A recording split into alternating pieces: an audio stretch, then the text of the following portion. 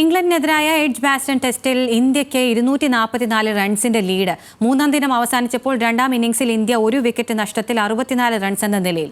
കരുൺ നായരും KL രാഹുലുമാണ് ക്രീസിൽ. Sports ഡെസ്കിൽ നിന്ന് ഖിലാഫ് അഹമ്മദ് ചേരുന്നുണ്ട്. ഖിലാഫ്, എഡ്ജ് ബാസ്റ്റണിൽ മുഹമ്മദ് സിറാജിന് മിന്നും പ്രകടനമല്ലേ ഇംഗ്ലീഷ് പടയെ തകർത്ത് ഇന്ത്യക്ക് ലീഡ് സമ്മാനിച്ചത്?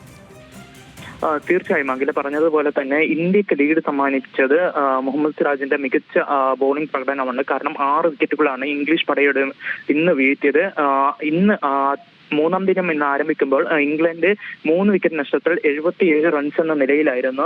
തുടരെ 2 വിക്കറ്റുകൾ വീഴ്ത്തി ഇന്ത്യ ആധിപത്യം പുലർത്തിയെങ്കിലും പിന്നീട് നമ്മൾ കണ്ടത് ഹാരി ബ്രൂക്കിന്റെയും ജെയ്മി സ്മിത്തിന്റെയും ഒരു ഇംഗ്ലണ്ടിനെ കരകയറ്റാനുള്ള ശ്രമമാണ്. ഇരുവരും ചേർന്ന് 6ാം വിക്കറ്റിൽ പടുത്തുയർത്തിയത് 300 റൺസിന്റെ കൂട്ടുകെട്ടാണ്. ഒടുക്കം ഇതിൽ നമ്മൾ എടുത്തു പറയേണ്ടത് ഹാരി ബ്രൂക്ക് 158 റൺസ് എടുത്ത് പുറത്തായി. ഇരുവരും ചേർന്ന് 300 റൺസിന്റെ പാർട്ട്ണർഷിപ്പ് തകർത്തത് ആകാശ് ദീപാണ്. ആകാശ് ദീപ് ഹാരി ബ്രൂക്കിനെ എറിഞ്ഞിട്ടതോടെ പിന്നീട് ഇന്ത്യ ഒരു മത്സരത്തിലേക്ക് തിരിച്ചു വരികയായിരുന്നു. പിന്നീട് സ്മിത്ത് 184 റൺസ് എടുക്കാതെ പുറത്താകാതെ നിന്നു. ഇന്ത്യക്കായി മുഹമ്മദ് സിറാജ് 6 വിക്കറ്റുകളാണ് വീഴ്ത്തിയത്.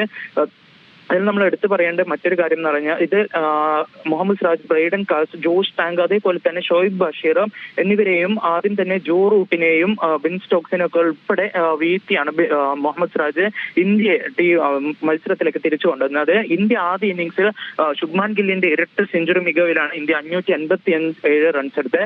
രണ്ടാം ഇന്നിംഗ്സ് ബാറ്റിംഗ് ആരംഭിച്ച ഇന്ത്യക്ക് മികച്ച തുടക്കമായിരുന്നു ലഭിച്ചത്. ജയ്സ്വാളും KL രാഹുലും കൂടി 50 റൺസിന്റെ പാർട്ട്ണർഷിപ്പ് എടുത്തതിന് ശേഷമാണ് ജയ്സ്വാൾ പുറത്തായത്. മൂന്നാം ദിനം കളി അവസാനിക്കുമ്പോൾ 1 വിക്കറ്റ് നഷ്ടത്തിൽ 64 റൺസ് എന്ന നിലയിലാണ് ഇന്ത്യ. കരുൺ നായരും രാഹുലുമാണ് ഇപ്പോൾ ക്രീസിലുള്ളത്. നിലവിൽ ഇന്ത്യക്ക് 244 റൺസിന്റെ ലീഡ് നിലവിലുണ്ട്.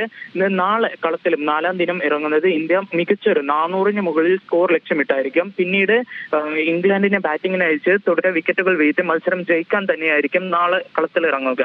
അഖില, ഇംഗ്ലണ്ടിനെതിരായ എഡ്ജ് ബാസ്റ്റൺ ടെസ്റ്റിൽ ഇന്ത്യക്ക് 244 റൺസിന്റെ ലീഡുണ്ട്. സ്പോർട്സ് ഡെസ്കിൽ നിന്ന് ഖിലാഫ് അഹമ്മദാണ് വിവരങ്ങൾ നൽകിയത്.